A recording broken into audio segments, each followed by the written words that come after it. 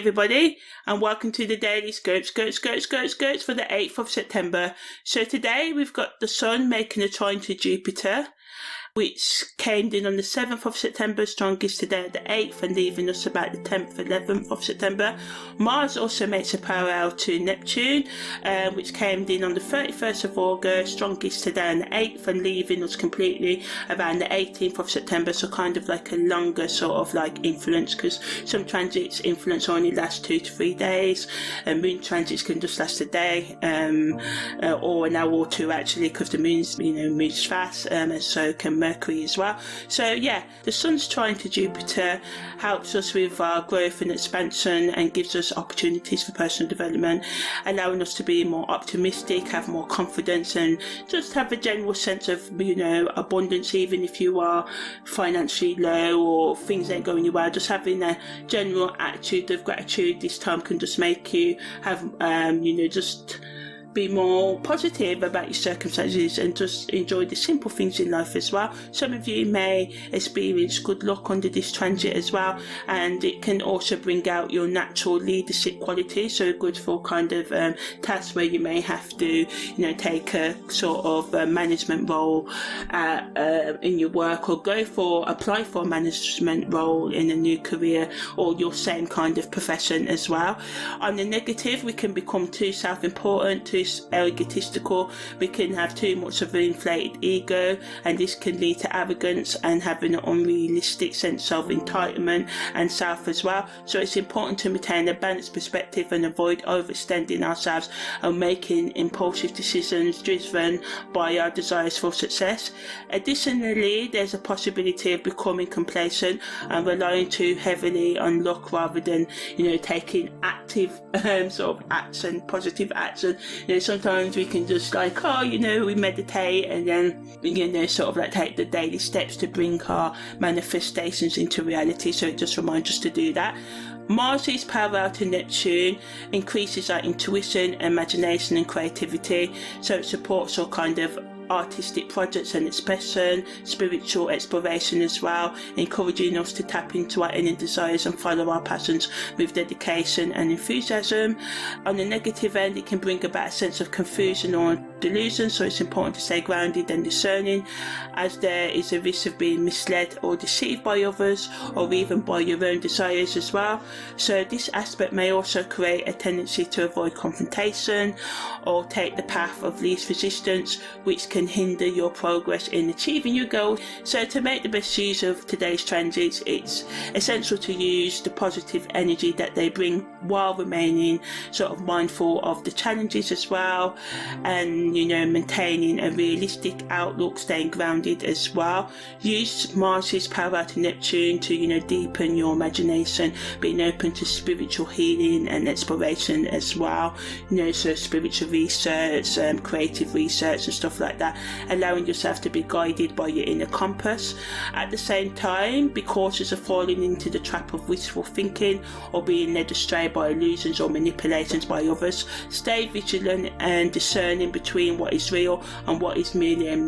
mirage, fantasy. And fantasies is good and stuff, and all fantasies can come true, I believe that, which may be a bit ungrounded of me, but I only believe that fantasies can come true if we are practically taking actions to make it so, not sort of like they're just going to fall out of the sky, although sometimes good things do just happen like that. So avoid making impulsive decisions that don't serve your long-term goals as well, taking time out for self-reflection and asking yourself stuff like, what truly brings you joy and fulfillment? What are your dreams and goals? Reflect on these questions and use them to guide you to shape your actions and decisions, combining practicality with imagination. This is how you can make the most of this astrological alignment. So just remember to set realistic goals, create a plan so you can achieve them, channel your creative energy into productive outlets, whether it's through art, writing, music or any other form of self-expression,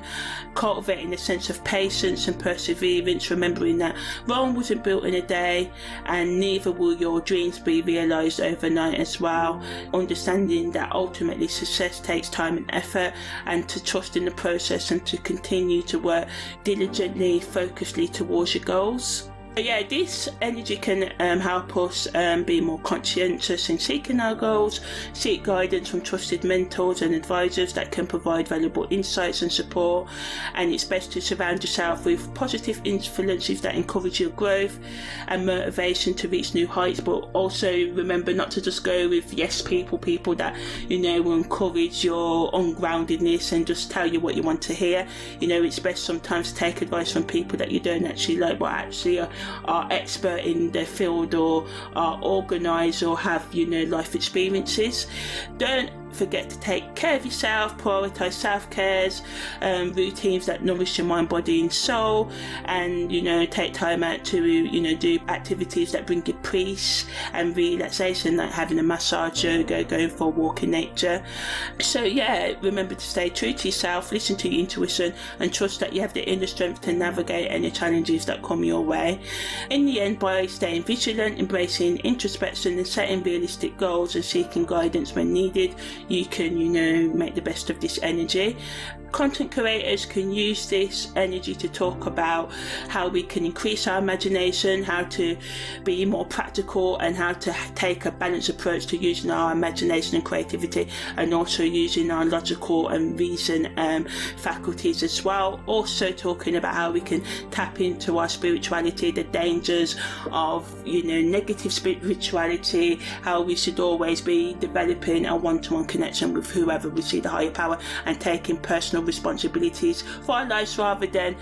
becoming overly dependent on tarot readers and, you know, gurus and goddesses and advisors. Yes, they can help us along the way, so giving, you know, that kind of content, but ultimately we should be developing the ability to trust in our own inner guidance and intuition, and we do this by removing our dependency to, you know, intoxicating toxic relationships and substances, and balancing that all out as well. Also content that discuss the power of our dreams and how it's important to keep a dream and nightmare journey as well, and looking at dream interpretation and talking about dream interpretation as well, and also captivating tales of magic and the unseen and the extraordinary can do well, as well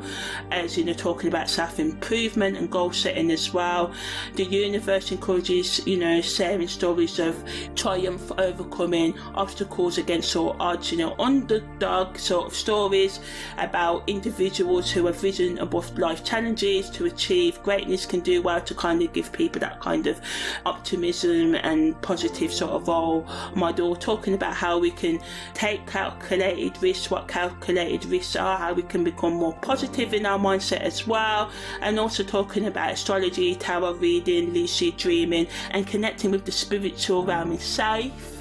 ways, and how it's important to do that to make sure we're grounded as well. And just, you know, teaching your audience how to align with their higher selves, tap into their intuition and practically manifest their desires. Content like that can do really well, so let your words carry a lightness and playfulness that can uplift people at this time amidst the chaos of everyday life as well. Yeah, so that's the daily scopes for the 8th of September.